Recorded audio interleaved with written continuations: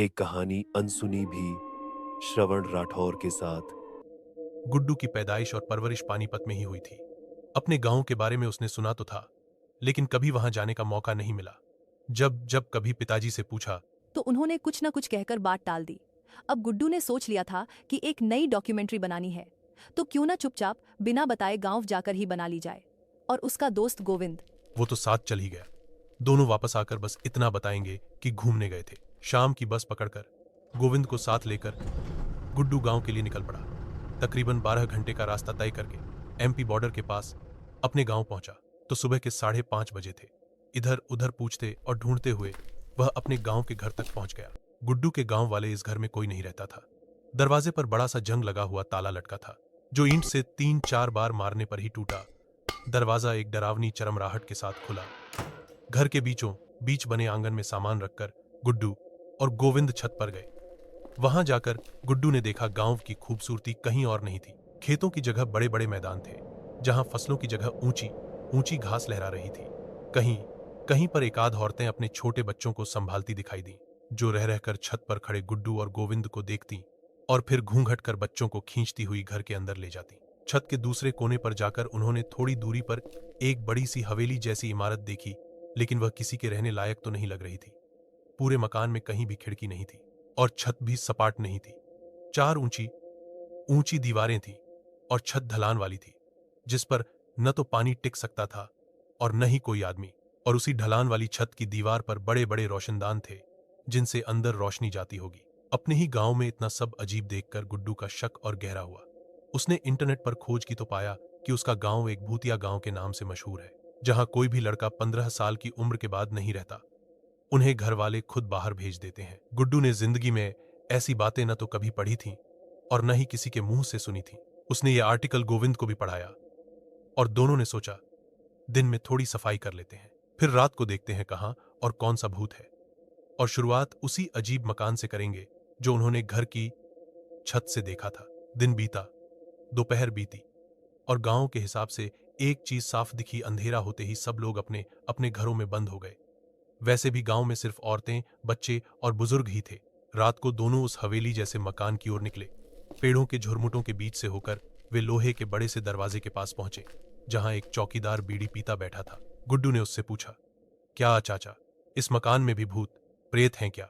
उस बूढ़े आदमी ने बीड़ी का लंबा कश खींचकर धुआं दोनों के मुंह पर छोड़ा और बोला, ये जन्नत है बाबूजी, अंदर खूबसूरती का बाजार लगता है।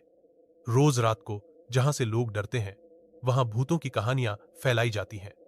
आपके पानीपत में आपको वो नहीं मिलेगा जो यहां है। जन्नत देखना चाहोगे? गुड्डू और गोविंद एक पल को कमजोर पड़ गए। दरवाजा खोला गया और दोनों अंदर गए। पैसे खर्च करके उन्होंने भी उस बूढ़े द्वारा बताए जन्नत की सैर ली। जब सुबह आंख खुली तो सूरज की चिलचिलाती धूप रोशनदानों से उनके ऊपर पड़ रही थी। गुड्डू और गोविंद ने देखा, जहां रात को खूबसूरती का बाजार लगा था, वहां अब सन्नाटा था। मकान वीरान पड़ा था। ऊंची दीवारें, टूटी दीवारें, सड़े हुए दरवाजे और जगह जगह कालिक पुती दीवारें। बाहर निकलने का रास्ता ढूंढा, लेकिन जिस लोहे के दरवाजे से वे अंदर आए थे वह कहीं नहीं मिला। दिन भर दोनों भटकते रहे, चिल्लाते रहे, लेकिन कोई असर नहीं। अब उन्हें बस रात का इंतजार था, शायद कोई वापस आए। शाम हुई तो अचानक गर्मी गायब हो गई और महक आने लगी, देसी इत्र जैसी खुशबू। खुशबू का पीछा करते हुए दोनों एक आखिरी कमरे तक पहुंचे। दरवाजा थोड़ा खोला तो देखा अंदर एक औरत पीली साड़ी में, फूलों का गजरा लगाए, आईने के सामने बैठी साज संवर रही थी। गुड्डू अंदर गया और उसके पीछे खड़ा हो गया। गुड्डू ने खुद को तो आईने में देखा, लेकिन उस औरत को नहीं। औरत ने पलटकर कहा, आप बाहर रुकिए, मैं बुलाती हूं।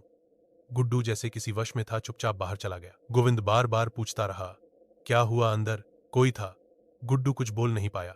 कुछ देर बाद जब गुड्डू फिर से दरवाजा खोलने गया तो पीछे से वही आवाज आई, कहा था ना, बाहर खड़े रहो। और तभी किसी ने उसे जोर से धक्का दिया। गुड्डू गिर पड़ा और दरवाजा बंद हो गया। आगे क्या हुआ?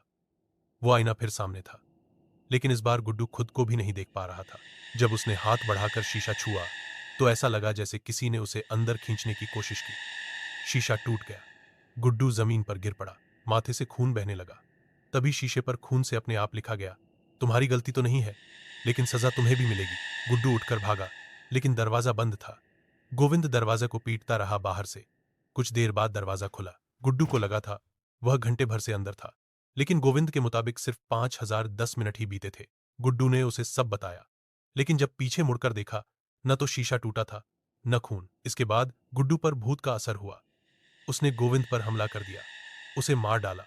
जब होश आया तो बहुत देर हो चुकी थी। गुड्डू भागकर बाहर निकला और देखा कई औरतें बैठी रो रही हैं। अंदर दोबारा गया तो देखा गोविंद की लाश की जगह अब रंगीन रोशनियों से सजी वही रात वाली दुनिया थी। औरतों ने बताया, तेरे बाप ने हमारी बेटियों के साथ जुल्म किया, अब तू भी बचेगा नहीं।